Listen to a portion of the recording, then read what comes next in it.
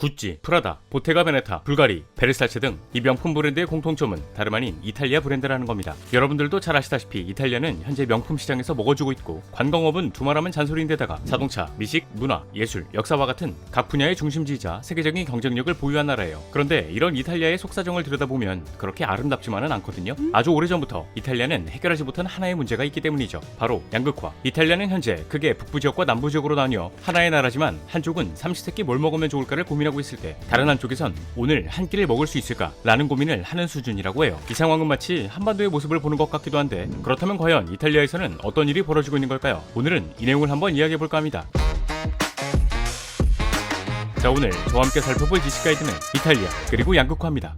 이탈리아, 선진국 반열에 올라가 있는 국가라고 할 수 있죠. 전세계 GDP 순위 8위이기도 하고 글로벌 세계화를 이끄는 G7 국가 중에 하나이기도 하니까요. 게다가 콜로세움, 판테온, 피사의 사탑 등 전 세계적으로 인기 있는 관광지가 질비해 있어 코로나19가 터지기 이전인 2019년 기준 관광업이 GDP의 13.2%를 차지하기도 했는데 뭐 이런 상황만 보게 된다면 이탈리아는 많은 사람들에게 잘 사는 국가의 이미지가 강할 것 같아요. 그런데 이탈리아 뒷면에 감추어진 민낯은 전혀 그렇지 않은 모습을 보이고 있거든요. 한쪽에서는 우리가 생각하는 유럽풍 건물로 이루어진 매력적인 도시를 이루고 있는 반면 다른 한쪽에서는 지저분한 거리에 낡은 집이 깔려 있어서 과연 이곳이 이탈리아가 맞나 싶은 의문이 들 정도예요. 그리고 이런 상황이 발생하고 있는 원인은 바로 이탈리아 남부와 북부의 빈부격차 때문입니다. 사실 빈부격차라고 하면 전 세계 어디에서든 발생하기 마련이죠. 하지만 이탈리아의 경우에는 빈부격차로 인한 남부와 북부의 양극화가 눈에 띌 정도로 심각하다고 해요. 먼저 밀라노, 피렌체, 로마, 베네치아 등 우리가 생각하는 이탈리아의 도시, 이게 다 북부 지역에 있습니다. 남부 지역의 경우에는 파리, 카탄차로, 팔레르모 등 남부 지역 중에서 우리가 익숙히 들어봤을 법한 도시는 김민재 선수가 뛰었던 나폴리 정도죠. 뭐 도시의 이름만 들어봐도 이미 북부 지역이 훨씬 더 잘 살 거라는 느낌적인 느낌이 드는 것 같아요.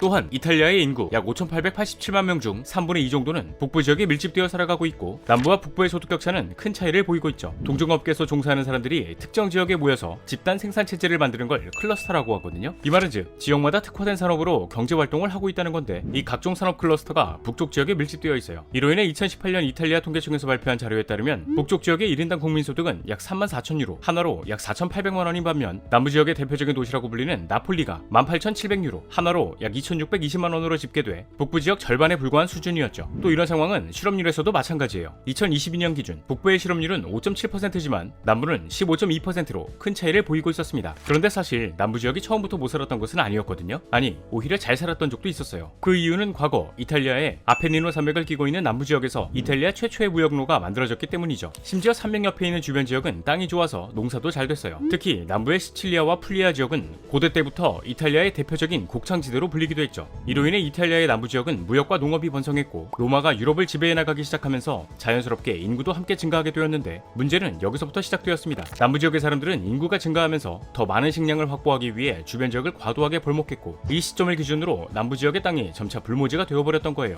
이에 반면 북부 지역은 산맥을 끼고 있는 남부 지역과는 달리 상대적으로 평원 지역이 많았거든요. 또 그 위쪽으로는 알프스 산맥이 자리 잡고 있었기 때문에 외세의 침략을 방어해주는 것은 물론 이 산맥을 따라 내려온 물줄기는 북부 지역 평야에 영양분을 공급하면서 땅을 비옥하게 만들었죠. 그래도 뭐 북부 지역은 남부 지역만큼의 바다를 끼고 있지 않다 보니 무역에 있어서는 남부 지역이 훨씬 더 많은 이점을 가지고 있을 것 같은데 우리나라와 마찬가지로 삼면이 바다로 이루어진 남부 지역, 이걸 반대로 한번 생각해보면 외세의 침략에 취약할 수밖에 없었습니다. 그래도 로마 제국이라는 막강한 영향 아래 남부와 북부는 하나로 뭉쳐있을 수 있었죠. 그러나 지난 395년 테오도시우스 1세가 사망하면서 로마는 동로마와 서로마로 나뉘게 되었고 아무리 강력한 힘을 가지고 있었다고 해도 두 개로 나뉜 로마의 영향력은 쇠퇴할 수밖에 없었어요. 그리고 이때 현재의 이탈리아 지역을 차지하고 있었던 서로마가 먼저 게르만족의 영향으로 476년 멸망하게 되었죠. 이후에는 동로마, 즉 비잔티움 제국이 게르만족으로부터 이탈리아 반도를 재탈환하는 데 성공하기도 했지만 지중해 연안을 중심으로 흑사병이 퍼져 국력이 약해졌고 이내 게르만족의 일파인 랑고바르드족에게 이탈리아 반도의 대부분을 다시 빼앗기게 되죠. 이때부터 이탈리아는 여러 도시국가로 나뉘어 북부, 중부, 남부에 서로 다른 민족과 문화가 정착되는데 여전히 남부 지역 끄트머리에는 동로마 제국이 지푸라기라도 잡는 심정으로 버티고 있었어요. 그러던 1167년 지금의 독일을 중심으로 여러 국가들이 결합한 연방국의 성격을 띠고 있던 신성 로마 제국이 이탈리아 반도를 호시탐탐 노려보기 시작했습니다. 그리고 이 상황은 로마에 대한 프라이드가 있던 이탈리아 입장에서는 불편할 수밖에 없었어요. 신성 로마 제국은 애초에 로마인들로 구성된 것이 아닌 대다수의 사람들이 독일인이었기 때문이었죠. 결국 이탈리아의 북부 도시들은 신성 로마 제국의 영향력에서 벗어나 독자적인 세력을 구축하기 위해 하나의 동맹을 맺게 되는데요. 바로 롬바르디아 도시동맹, 이 동맹에는 여러분들도 다 아실 법한 베네치아, 밀라노, 피렌체, 제노바 등이 있었고 이들은 1176년 벌어진 레냐노 전투에서 승리해 자치권을 획득하게 됩니다.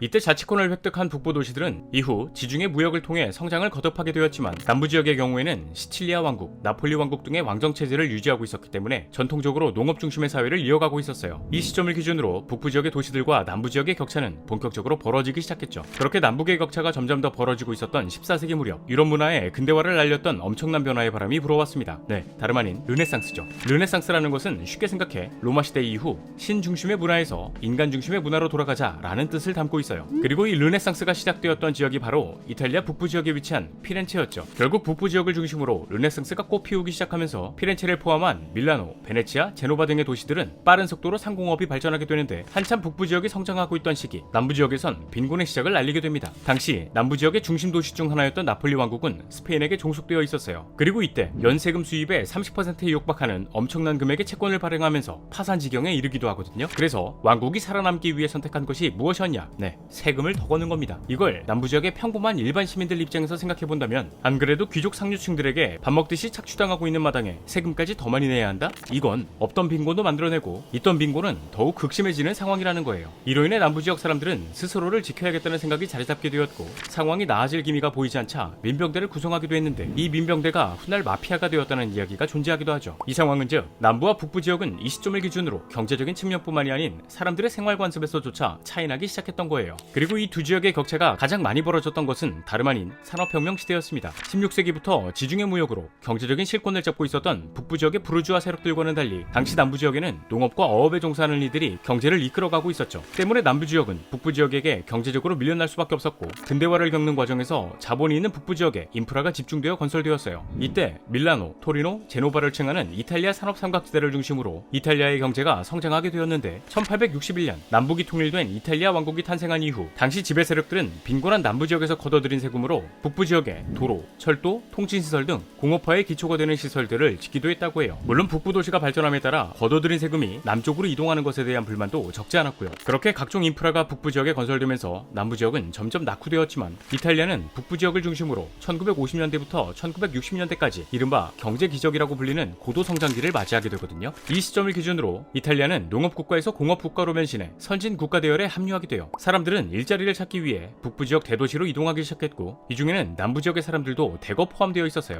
아무래도 농업 사회를 이루고 있던 남부 지역이다 보니 사람들이 북부 지역으로 올라간다는 것은 남부 사회를 이끌어갈 노동력이 부족해짐과 동시에 상대적으로 저렴한 값에 고용되었던 남부 지역은 북부 도시의 산업 인력을 위한 노동 인력의 공급 시장이자 공상품의 소비 시장으로 전락해버린 거예요. 이건 당연히 두 지역의 양극화 현상을 더욱 극심하게 만들었고요. 결국 이런 상황은 지금까지도 이어지게 되면서 북부에는 일자리와 함께 소득이 높아졌지만 남부 지역은 전통적으로 농업 중심 사회를 이루고 있었다 보니 일자리가 점점 줄어들고 근로소득마저 낮아지고 있다고 해요. 이로 인해 발생하는 부작용들은 이탈리아 남부 지역에 여러 사회적인 문제를 낳고 있기도 하죠. 이탈리아에서 이런 상황이 벌어지고 있는 것은 로마 제국이 멸망한 이후 약 1400년이라는 오랜 시간 동안 분열된 도시로 남처럼 살아왔다는 것이 크게 작용하는 것 같아요. 지역별로 역사, 문화, 정치 등 서로 다른 길을 걸어왔기에 다른 지역에 대한 거부감이 들 수밖에 없고요. 오죽했으면 외국인이 너 어디 출신이야? 라고 물어보면 우리나라 사람의 경우 나는 한국 사람이야 라고 하지만 이탈리아 사람들은 본인이 사는 도시를 말할 정도라고 하니까요. 이 말은즉 이탈리아는 국가 중심이 아닌 도시를 중심으로 사회가 돌아가고 있다는 거고 이로 인해 이탈리아에서는 차라리 남북이 서로 갈라지면 어때? 라는 주장을 하는 사람들이 적지 않다고 해요. 실제로 북부 지역에서 분리 독립을 묻는 국민투표를 실시해서 중앙정부와 갈등이 발생한 적도 있었으니까요. 결국 이탈리아 정부도 남북 간의 양극화 문제를 완화하기 위해 힘쓰고 있고 지난 1950년 남부지역 개발 정책을 본격적으로 시작하기도 했어요. 막대한 투자 자금을 무상으로 지원하기도 하고 각종 세제 혜택을 제공하면서 가난하고 낙후된 지역을 발전시켜서 하나의 이탈리아로 통합하려고 나름 노력을 하는 거죠. 그러나 공공투자의 비효율성, 낮은 노동 생산성, 사회 간접 자본의 부족 등 아직 해결해야 할 문제들이 너무 많아요. 때문에 남부를 개발하려는 정책들은 번번이 실패하고 있고요. 결국 수십 년간의 노력에도 불구하고 이탈리아의 지역 양극화는 해결되지 않고 있다고 해요.